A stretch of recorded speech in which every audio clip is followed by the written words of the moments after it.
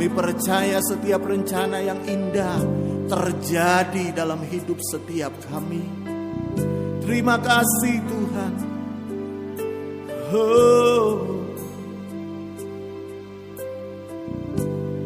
Hidupku di dalam-Mu, hidupku di tangan-Mu. Rencana yang terindah ada padaku,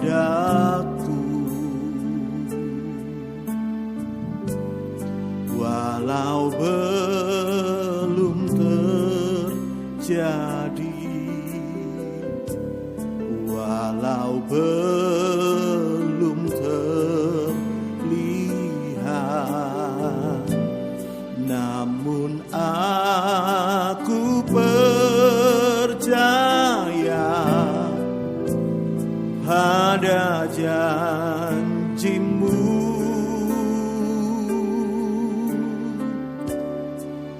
Tangan Tuhan yang berkuasa, tangan Tuhan yang bekerja, menyembuhkanku, memulihkanku, dan menolongku.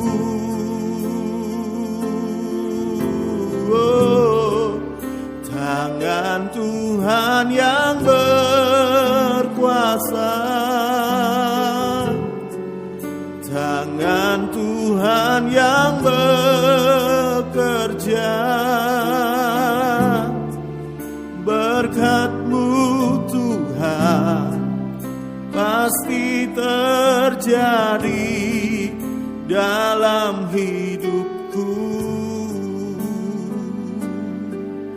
Yang percaya berkat Tuhan melimpah, berikan tepuk tangan kemuliaan yang meriah bagi Yesus. Haleluya, haleluya, haleluya. Mari dari awal nyanyikan lagi sama-sama. Hidupku di dalam-Mu, hidupku di tangan-Mu. Rencana yang terindah ada padaku,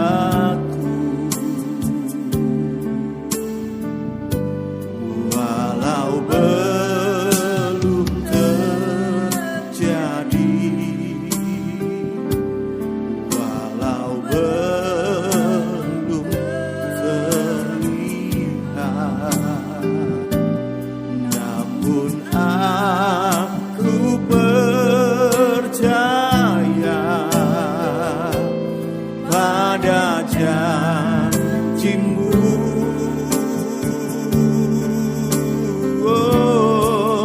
Tangan Tuhan yang berkuasa, tangan Tuhan yang bekerja, menyembuhkanku, memulihkanku, dan menolongku.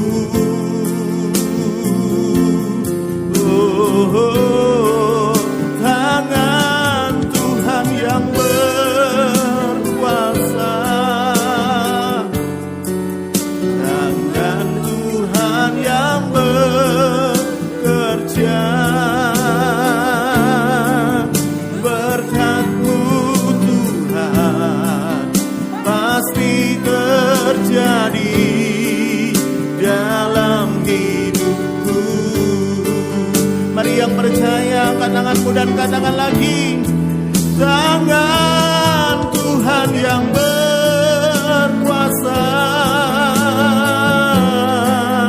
tangan Tuhan yang bekerja,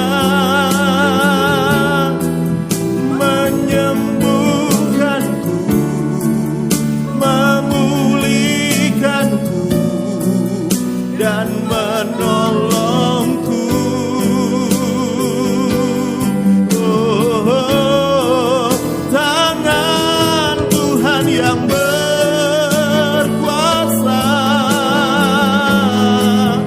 tangan Tuhan yang bekerja,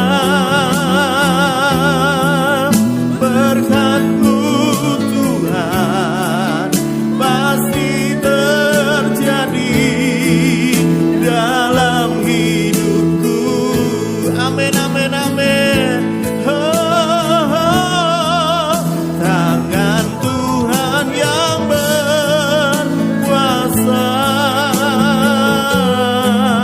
tangan Tuhan yang bekerja, menyembuhkanku, memulihkanku, dan menolongku. Amin, amin, amin. Oh, tangan Tuhan yang berkuasa, tangan Tuhan yang bekerja,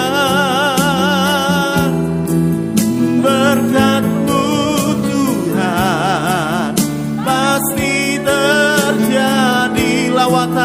Lawatan Tuhan pasti terjadi. Mujizat Tuhan, mujizat Tuhan pasti terjadi dalam hidupku. Amin, amin. Mari yang di rumah angkat suara sembah. Haleluya. Oh, tangan-Mu Tuhan yang berkuasa menolong kami, yang berkuasa menyembuhkan. Tangan-Mu Tuhan,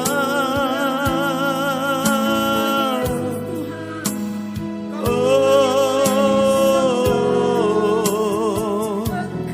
Engkau Tuhan yang baik, Engkau Tuhan yang baik,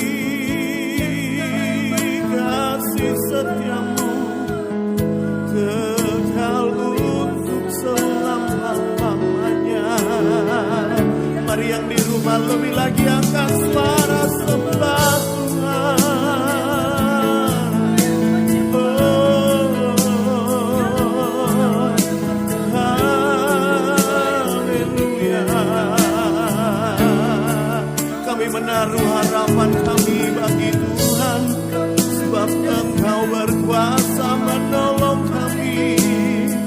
Tiada yang mustahil bagi Yesus. Oh, haleluya, haleluya. Ya, lebih lagi sembah Tuhan, lebih lagi sembah Tuhan. Haleluya, haleluya, haleluya.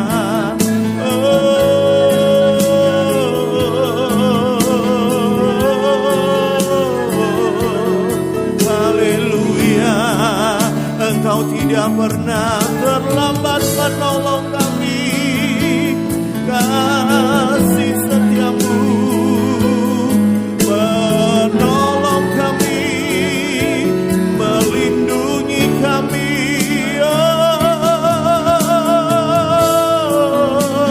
Oh, terima kasih Tuhan, terima kasih ya Bapa.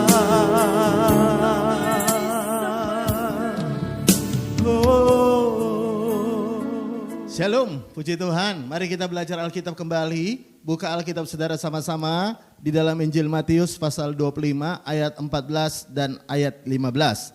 Dua ayat kita baca lebih dulu. Firman Tuhan berkata begini, sekali lagi. Matius 25 ayat 14 dan 15.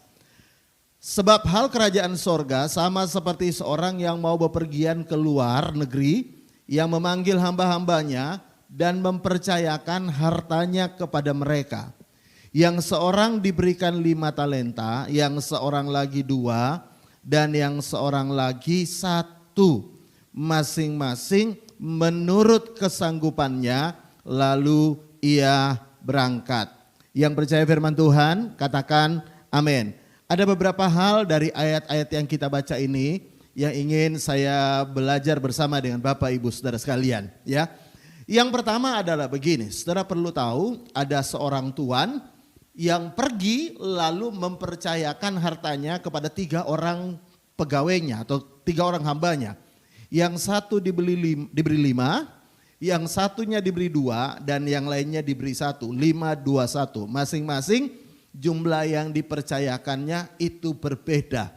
Nah, yang pertama adalah begini, mengapa Tuhan atau Tuan ini memberikan kepercayaan yang berbeda? Ada yang 5, 2, 1. Nah, jelas sekali dari ayat 15 berkata, masing-masing menurut kesanggupannya. Jadi, sadar atau tidak sadar, sebenarnya Tuhan itu memberi penilaian atas hidup kita. Dan apapun yang Tuhan percayakan atau apapun yang Tuhan izinkan terjadi dalam hidup kita, sebenarnya sudah melewati pemantauan Tuhan, yaitu tentang kesanggupan, ya. Karena itu ada yang diberi 5, ada yang diberi 2, ada yang diberi 1. Alkitab berkata dasarnya cuma 1, yaitu berdasarkan kesanggupannya. Karena itu, saudara, apapun yang terjadi dalam hidup ini, saudara perlu sadar satu hal ini, ya. Berkatmu Tuhan beri juga karena kesanggupanmu untuk dipercaya oleh Tuhan. Amin. Nah, persoalanmu pun juga kalau Tuhan izinkan terjadi, saya percaya Tuhan mengizinkan karena Tuhan tahu kita sanggup mengatasinya bersama dengan Tuhan. Nah, ini yang pertama yang saya mau sampaikan. Kenapa? Karena begini, saudara, ada banyak orang mengeluh dengan apa yang sedang terjadi dalam hidupnya.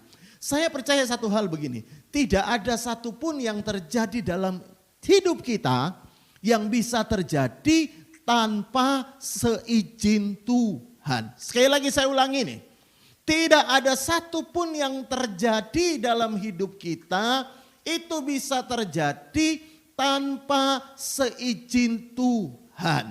Kalau saudara baca Alkitab, saudara tahu juga, ya. Lihat sama-sama dulu, saya mau kasih contoh. Matius pasal 10 ayat 29 berkata begini.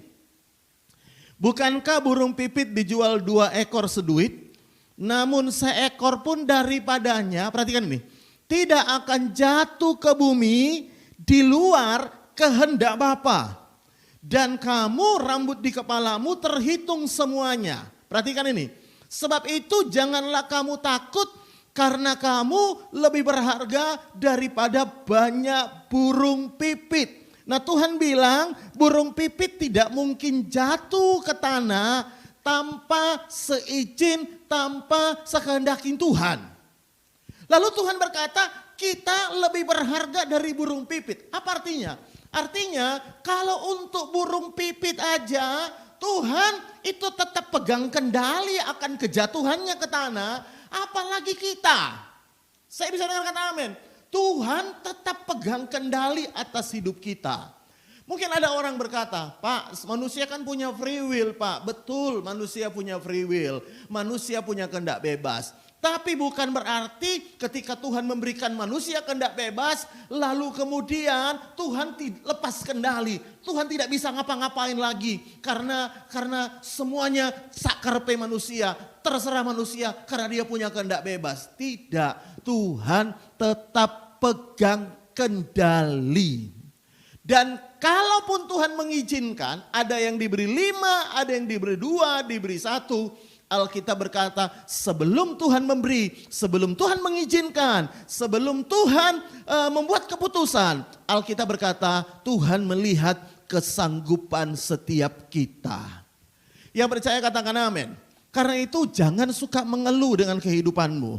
Saya mau beritahu sekali lagi, dengarkan ini.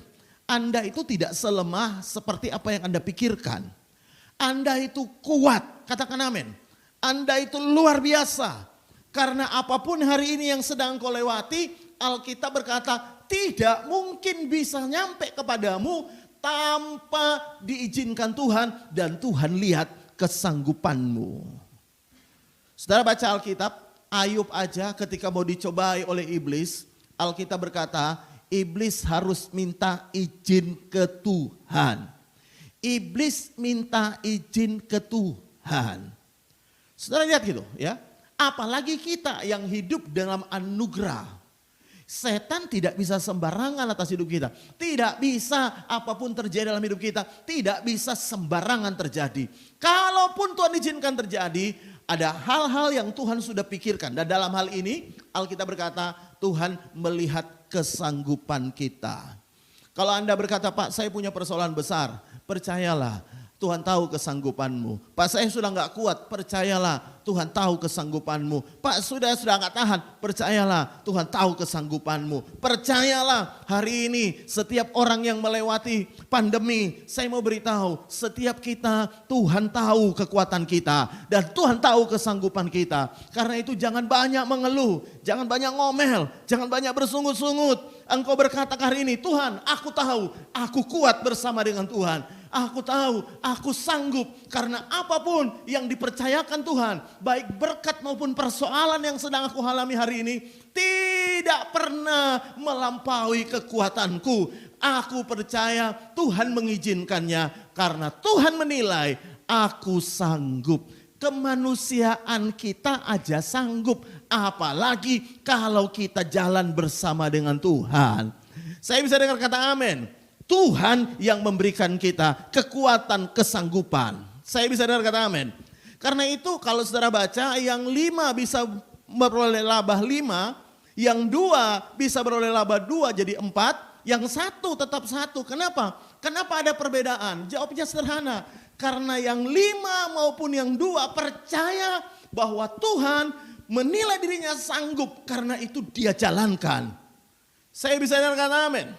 Hari ini apapun yang sedang kau hadapi, mari tepuk dadamu bersama dengan saya. Ya, bilang begini, bersama dengan Tuhan, aku tahu Tuhan menilai aku sanggup melewati masa-masa sukar ini. Bersama dengan Tuhan, aku tahu Tuhan menilai aku sanggup melewati apapun yang ada di depanku. Saya bisa dengar kata amin.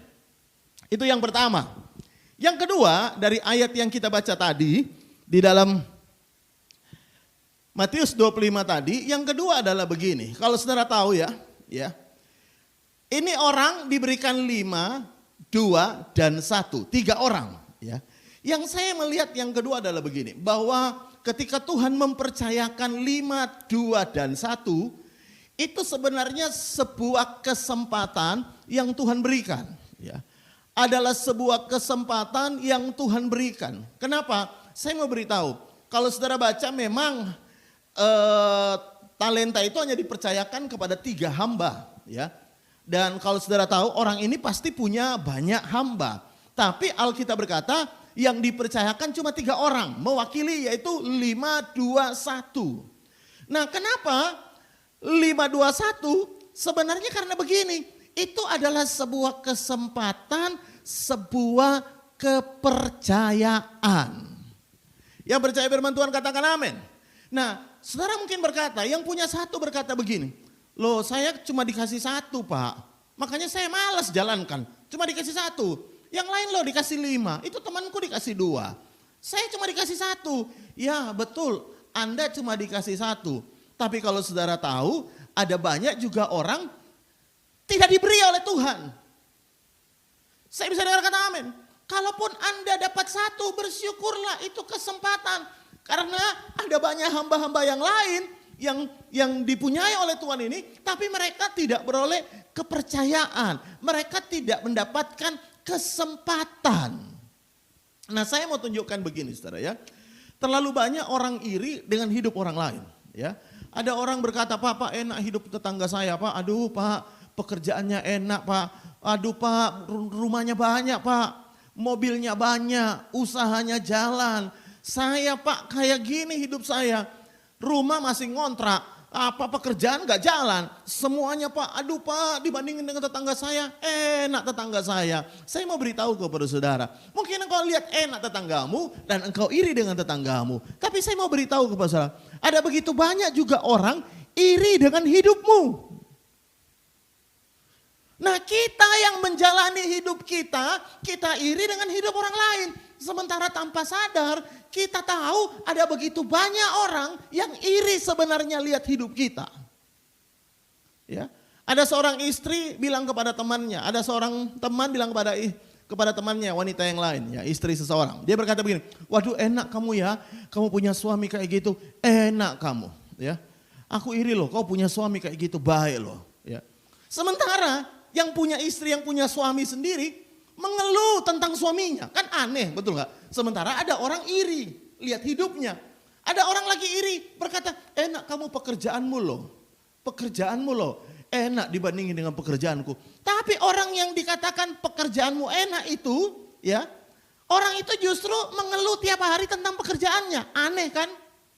Ada begitu banyak orang melihat hidup kita enak, sementara kita yang menjalani kehidupan kita aja bolak-balik mengeluh, sambatan toh ae, bolak-balik bersungut-sungut tentang kehidupan kita. Setelah tahu, meskipun orang ini diberi satu, mestinya dia bersyukur karena meskipun satu tetap dapat satu. Mungkin ada banyak hamba-hambanya yang lain berkata, kamu enak loh, meskipun kau cuma dapat satu, tapi kau masih dapat, kita enggak.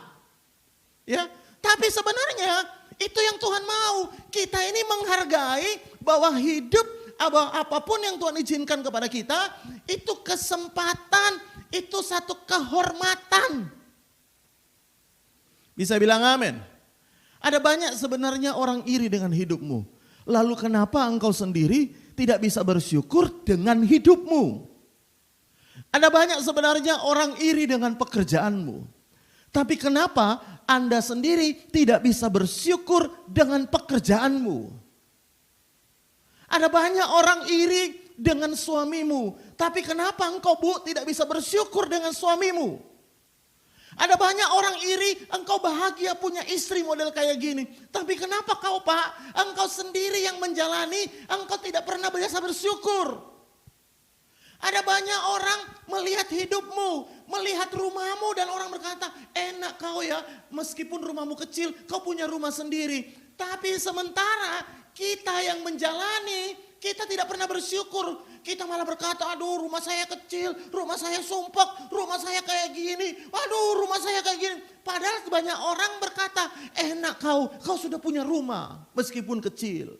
Sementara yang punya rumah tiap hari mengeluh. Ada orang berkata, enak loh meskipun kontrak tapi rumahmu bagus. Meskipun kamu ngontrak rumahmu loh bagus, rumahmu besar meskipun ngontrak. Orang bisa bilang begitu kepada Anda yang masih ngontrak rumah. Tapi anehnya orang yang menjalani ini, yang menjalani ngontrak ini bolak-balik ngomel. Apa ini rumah cuma ngontrak, kapan Tuhan berkati saya supaya saya bisa beli rumah?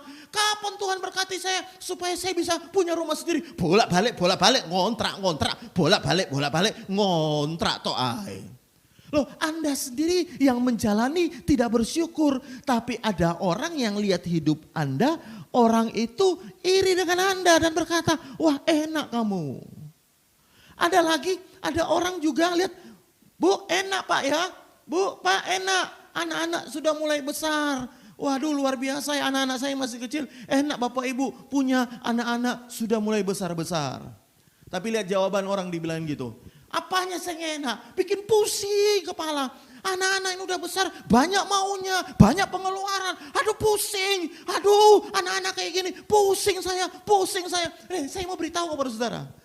Orang lihat Anda diiri sama hidupmu, anakmu sudah besar. Tapi kita yang jalani punya anak besar, bolak-balik sambatan, bolak-balik mengeluh. Apa anak-anakku udah besar, bikin pusing, bikin banyak pengeluaran, bikin banyak maunya, bikin darah tinggi naik, bikin apalah dan lain-lain. Mestinya kita bersyukur. Mestinya Anda lihat anak-anakmu dan berkata, Tuhan aku bersyukur. Ya, di masa pandemi ini anak-anakku masih terpelihara sempurna oleh Tuhan. Bisa bilang amin. Tapi berapa banyak orang mengeluh justru dengan anak-anaknya. Anak-anak bikin pusing, anak-anak. Sementara ada begitu banyak orang pengen punya anak. Mereka belum dikasih kesempatan oleh Tuhan punya anak.